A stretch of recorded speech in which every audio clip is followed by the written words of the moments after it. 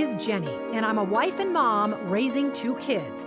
But I used to live a more glamorous life as a TV reporter.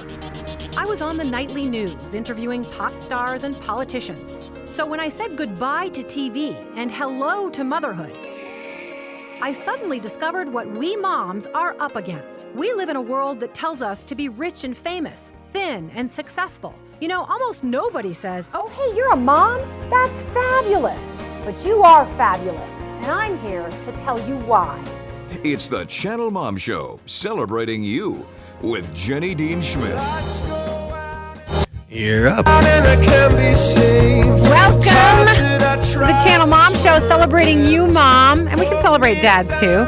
We do like to celebrate mothers, coaching you, informing you, letting you know the latest and the greatest to help your life. And we have some great stuff coming up today. My name is Jenny Dean Schmidt, your host and a mother myself. And now for my commentary. Let's focus on this. I if you're younger than 18, you've probably never heard this saying, but the hand that rocks the cradle is the hand that rules the world. What do you think of that, Dan? I agree.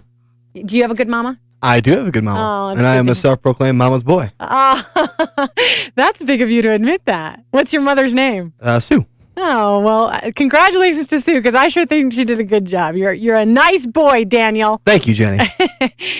The reason I'm bringing this up today is because I saw it on the web, and I thought, you know, we've kind of lost sight of that. And I'm big on talking about this in the show. As you heard in my intro, I'm concerned about all the other idols and images that we hold up above motherhood.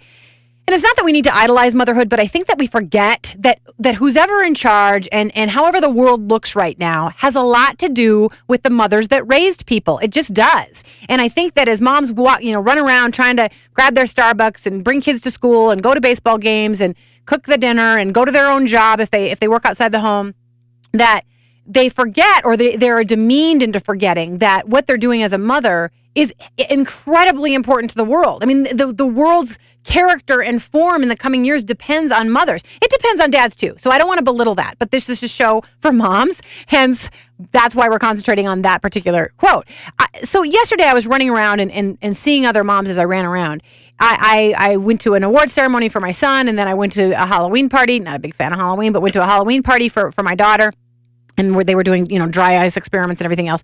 And I saw mom after mom after mom, either taking the day off work, or if they're stay-at-home moms, hustling around to all their different kids' events yesterday, because there were a lot of them. And I thought, what happens to the kids, whose moms can never come to any of this, or who choose not to come to any of this? And I know, most moms try to attend that stuff, but children notice when they don't. And that's the thing, that what a mother chooses to do in a child's life is going to impact the way they live the rest of their life.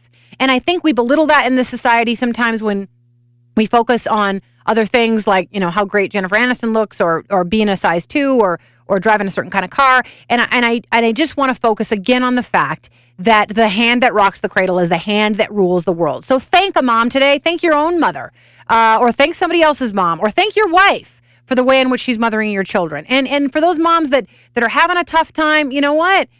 Try to help them, lift them up in prayer, do whatever you need to do for them. But everybody needs a good mom. And I am just the biggest fan of moms out there who recognize that and understand that what they do is so important to our world. So, now coming up, here's a question for you. If you have girls, do you worry about how they view themselves, their faces, their bodies, their personalities? And if you have boys, do you want them to view girls in the most affirmative way possible? We're going to get down to how girls are influenced to feel about themselves and how boys should choose to view girls with Deborah Goodell of Be Your Own You. 10. You're clear.